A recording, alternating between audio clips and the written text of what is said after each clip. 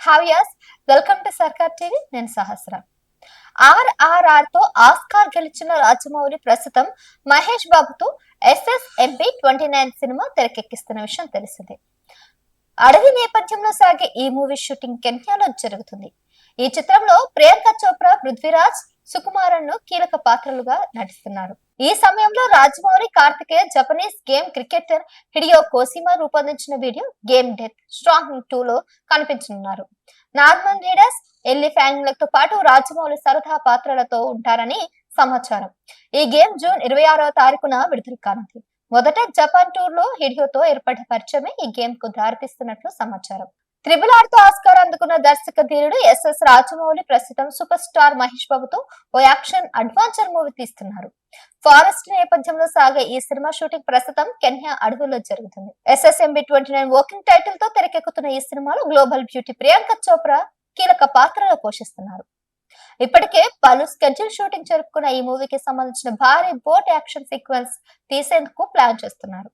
ఇందులో మహేష్ బాబు, పృథ్వీరాజ్, సుకుమారన్, ప్రియాంక చోప్రాతో పాటు 3000 మంది జూనియర్ ఆర్టిస్టులు పాల్గొనున్నట్లు టాక్. ఒక్కో సినిమాని 2-3 ఏళ్లు తీసే రాజమౌళి ఆ టైంలో తరచూ బయట కనిపించడం గానీ, సినిమా కార్యక్రమాలకు హాజరవడం కానీ పెద్దగా చేయరు. అలాగే హీరోయిన్ కూడా లాక్ చేసి బయట కనబడకుండా చేస్తారు. అంతేకాకుండా SSMB29 విషయంలో మాత్రం ఆయన ఈ పంతాన్ని పక్కన పెట్టేశారు. ఇటీవల హిట్ 3 ప్రీ రిలీజ్ ఈవెంట్ కు హాజరయ్యారు.